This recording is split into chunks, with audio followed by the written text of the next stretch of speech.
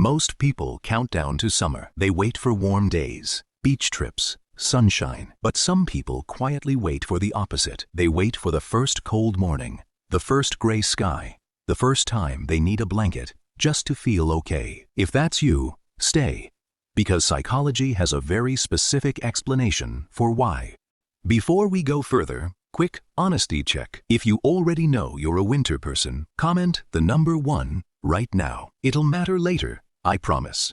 People assume winter lovers are just sad, tired, or antisocial, that they hide indoors because they're avoiding life. But that's backwards. Preferring winter isn't about running from the world. It's about how a person's mind processes the world in the first place. Researchers who study personality and seasonal preference have noticed something consistent. People who are drawn to winter tend to share a specific cluster of traits that have almost nothing to do with the weather and everything to do with how their brain is built. By the end of this video, you'll know the 6 trait psychology links to people who genuinely love winter and what each one quietly says about your mind. Trait number 1. Winter people tend to be highly introspective. Summer pulls attention outward. Noise, movement, people everywhere. Winter does the opposite. The quiet, the stillness, the shorter days, they naturally turn attention inward. People who love that shift usually already have rich inner worlds. Winter doesn't create the introspection. It just gives it room to breathe.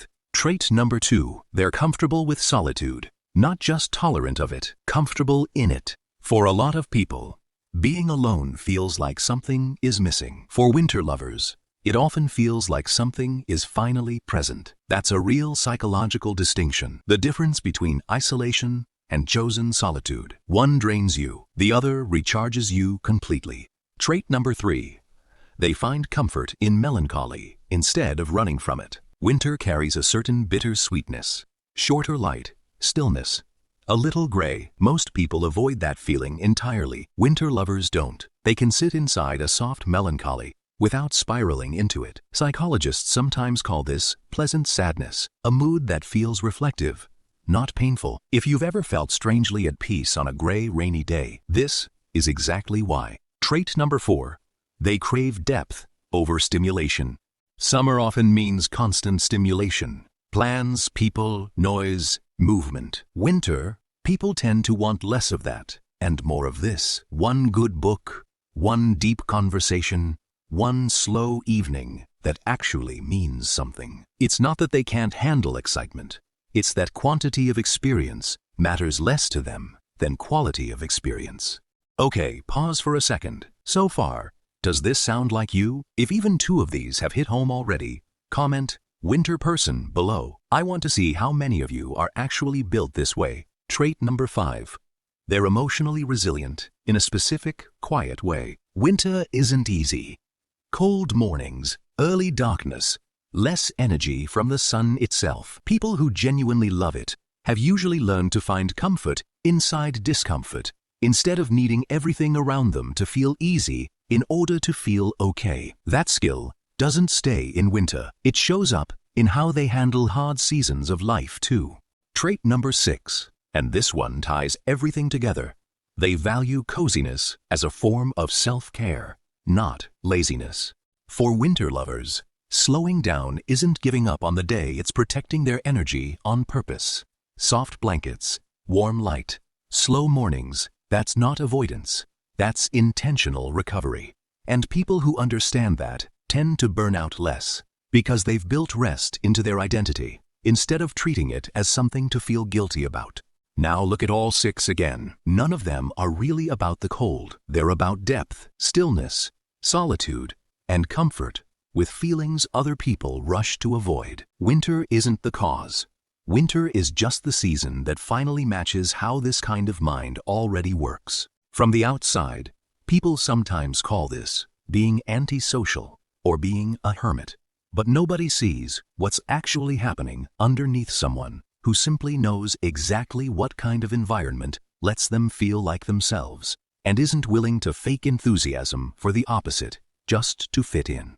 But that's not withdrawal. That's self-knowledge. And self-knowledge, at any time of year, is one of the rarest traits a person can actually have. And here's the interesting part. This isn't just a personality quirk. Psychologists studying seasonal mood patterns have found that people with these traits often process sensory input differently, less need for external stimulation, more sensitivity to internal reflection. In other words, winter doesn't change who you are. It simply reveals who you already were underneath all the noise of summer. Think about the last time it was cold and gray outside, and instead of feeling low, you felt strangely settled, focused, almost more like yourself. That feeling isn't random. That's your nervous system finally getting the environment it was built for. Once you stop apologizing for loving winter, something shifts. You stop forcing yourself into loud, overstimulating environments just to seem fun or social. You start designing your life, your evenings, your weekends, your rest around what actually restores you. And that alone makes people noticeably calmer, sharper, and harder to overwhelm. You were never too quiet or too much of a homebody. You were someone who understood, long before most people do, exactly what kind of life actually feels good to live. So let's recap fast. Introspective, comfortable in solitude, at peace with quiet melancholy, drawn to depth over noise, quietly resilient, and someone who treats coziness as real self-care. If most of these describe you, you're not broken, and you're definitely not boring. You're just wired for winter. Now, I want to know, out of all 6, which one hit the hardest? Drop the number in the comments, and if you scrolled straight to the comments, already knowing you're a winter person, just say, cold and proud. I read every single one. If this explained more about yourself than you expected, that's exactly the kind of thing this channel is built around. Understanding why you are the way you are. So, subscribe if you want more of this, and I'll see you in the next one.